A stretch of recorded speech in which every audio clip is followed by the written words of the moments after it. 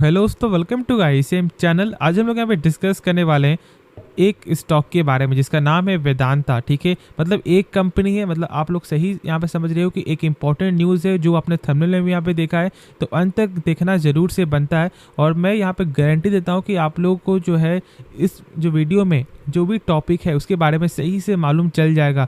तो देखो, सबसे पहला यहाँ पे एक चीज़ जान लो कि मैंने आपको 3-4 दिन पहले की जो वीडियो में मैंने शेयर कर दिया था कि यहाँ पे एनसीडी के जरिए कुछ यहाँ पे हो सकता है। लेकिन ये एनसीडी होता क्या है? तो देखो, ये एनसीडी एक यहाँ पे जरिया है फंड रेज करने का। लेकिन इसका मतलब क्या है? अब जैसे कि यहाँ पे कंपनी क्या बोलेगी कि देखो, यहाँ पे एक डिवेंचर का जो वैल्यू है वो मेरा 10,000 रुपये है। ठीक है, मतलब आप यहाँ पे 10,000 दो और आपको मिलेगा यहाँ पे एक डिवेंचर। ठीक है, तो क्या आपको कुछ ऐसा यहाँ पे जो फायदा होने वाला नहीं, कुछ आपको यहाँ पे फायदा नहीं हो रहा है। लेकिन यहाँ पे यदि कंपनी बोले कि आप मुझे 10,000 रुपये दो और मैं यहाँ पे आपको एक डिवेंचर दूंगा और साथ साथ मैं यहाँ पे दूंगा आपको हर ईयर, मतलब ऑलमोस्ट यहाँ पे एक साल के हिसाब से 10% का रिटर्न, तो आप इसके बारे में सोच सकते हो। ठीक है, तो बस यहाँ पे वही चीज़ है। लेकिन इसका लॉक इन पीरियड भी आपका होता है। ऐसा नहीं होता कि जब मन तब आप दो और जब मन तब आप यहाँ पे निकाल लो, ऐसा नहीं होता। वो कंपनी यहाँ पे जो डिसाइड करता है कि उसका क्या यहाँ पे जो है टाइम पीरियड यहाँ पे होना चाहिए। लेकिन ऐसे कम से कम आपको 3 साल होता है। ठीक है, 3, 5, 6, 7 ऐसे जो मन वो यहाँ पे कंपनी कर सकती है। तो बस यहाँ पे वही एक जरिया के कारण ये यहाँ पे पैसा आप उठाने वाली है। लेकिन पैसा कितना लेगी उसके बारे में हम लोग यहाँ पे सही से समझेंगे। और एक यहाँ पे लोन के रिगार्डिंग भी यहाँ पे न्यूज़ आते हुए दिखाई दे रहा है जो आप लोग को जानना चाहिए। और फिर उसके बाद हम लोग यहाँ पे बाई, होल्ड, सेल और कुछ बेसिक पैरामीटर तो यहाँ पे डिस्कस करेंगे ही। ठीक है, तो न्यूज़ को पहले हम लोग कवर करते हैं। तो देखो, यहाँ पे आज के दिन था आपका बोर्ड मीटिंग। ठीक है, और यहाँ पे बोर्ड मीटिंग के जरिए ये यहाँ पे पूरा कंफर्म हो चुका है कि अब यहाँ पे एनसीडी के जरिए आपका 2,500 करोड़ रुपए कंपनी जो है जुटाएगी। और ये मैंने शेयर कर दिया कि ये एनसीडी होता क्या है। लेकिन अब यहाँ पे ये जान लो कि इसका फेस वैल्यू यहाँ पे क्या होगा, मतलब कितना आप दोगे, जो मिलेगा या फिर नहीं मिलेगा, कुछ भी यहाँ पे उसके बारे में हम लोग यहाँ पे जो है सही से समझते हैं। अब देखो, यहाँ पे साफ तौर से लिखा हुआ है कि कंपनी आपको जो है 2.5 लाख एनसीडी यहाँ पे जारी कर रही। ठीक है, और जो इसका फेस वैल्यू होगा वो यहाँ पे होगा 1 लाख रुपया। मतलब आप यहाँ पे 1 लाख और यहाँ पे मल्टीप्लाई यदि करते हो 2.5 लाख, तो मतलब यहाँ पे 2,500 करोड़ यहाँ पे होता है। और बस यहाँ पे वही चीज़ है कि आपको एक एनसीडी का जो वैल्यू है वो यहाँ पे 1 लाख रुपये होगा। मतलब जो यहाँ पे 1 लाख रुपए देगा उससे यहाँ पे एक एनसीडी इसका मिलेगा, एक डिवेंचर इसका मिलेगा। लेकिन ये यहाँ पे क्या लिखा हुआ है कि ये आपको प्राइवेट जो प्लेसमेंट के आधार पर यहाँ पे किया जाएगा।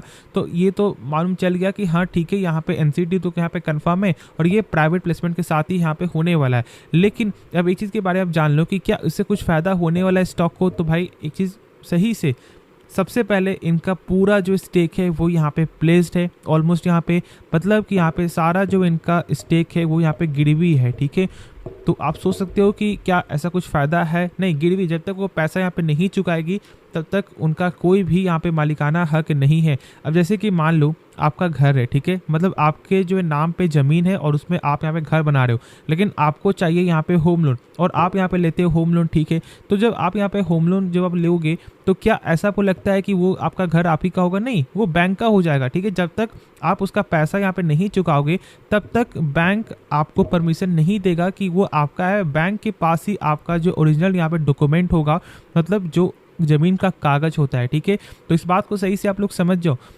यहाँ पे पूरा स्टेक प्लेस है और इसलिए मैंने शेयर किया हुआ था कि फ़िलहाल स्टॉक को बाय नहीं करना चाहिए। लेकिन बहुत सारे लोगों ने मुझे बोला कि नहीं, यहाँ से ये जाएगा वो जाएगा, और मैंने ये बोल दिया था कि देखो 220 के भाव में स्टॉक आपको आने वाला है। और देख सकते हो कि यहाँ पे गिरावट ही गिरावट आपको दिखाई दे रहा है। 270 280 से मैंने शेयर किया था कि मत इसके बारे में सोचो, मत इसके बारे में सोचो। लेकिन हाँ, बहुत से लोग यहाँ पे है जो बस यहाँ पे आपको डिविडेंड के बेसिस से जाते हैं। देखो, डिविडेंड के बेसिस से जाओ, लेकिन अपने रिस्क मैनेजमेंट को कभी भी मत भूलना। इस चीज़ को सही से आप यहाँ पे समझ लो। मतलब ऐसा नहीं करना है कि हाँ भाई पूरा पैसा लगा दो, 1 लाख रुपया है 1 लाख रुपया लगा दो, क्योंकि यहाँ पे 30% का मिलता है डिविडेंड यील्ड। भाई डिविडेंड यील्ड का भी बहुत बड़ा यहाँ पे जो है टॉपिक है और इसके बारे में हम लोग यहाँ पे जानेंगे। लेकिन एक जो न्यूज़ है उसको पहले हम लोग यहाँ पे कवर करते हैं। तो देखो, यहाँ पर एक रिपोर्ट के जरिए आपको ये मालूम चल रहा था कि यहाँ पे $1 अरब का जो लोन के लिए यहाँ पे बातचीत यहाँ पे चल रही है। और देख सकते हो कि ये यहाँ पे शॉर्ट टर्म का जो लोन होगा, मतलब यहाँ पे बैंक कैपिटल प्लस आपको जो डेविडसन, कैपनर, एरस, SSG कैपिटल, मतलब बहुत सारे जो कैपिटल वाली, मतलब जो यहाँ पे बहुत सारे जो फाइनेंशियल कंपनी के साथ यहाँ पे आपका बातचीत यहाँ पे हो रहा है और $1 अरब का यहाँ पे लोन का जो है पर्पस है यहाँ पे। अब देखो ये रिपोर्ट है, ठीक है, तो हम लोग यहाँ पे पूरा तो कंफर्म नहीं बोल सकते कि हाँ यहाँ पे लोन ये लेगा, ठीक है, लेकिन जो यहाँ पे रिपोर्ट के जरिए जो मालूम चला था वो मैंने यहाँ पे शेयर कर दिया। इससे आपको सारा कुछ इसके बारे में सही से मालूम चलेगा। अब चलो हम लोग अपने टॉपिक में आते। तो देखो यहाँ पर आपको दिखाई देता है 44.8% का डिविडेंड यील्ड। मतलब आप लोग यहाँ पे क्या सोचते हो कि यदि मैं यहाँ पे 100 रुपये लगा रहा हूँ तो 1 साल बाद मेरा पैसा यहाँ पे हो जाएगा 144 रुपये 80 पैसा।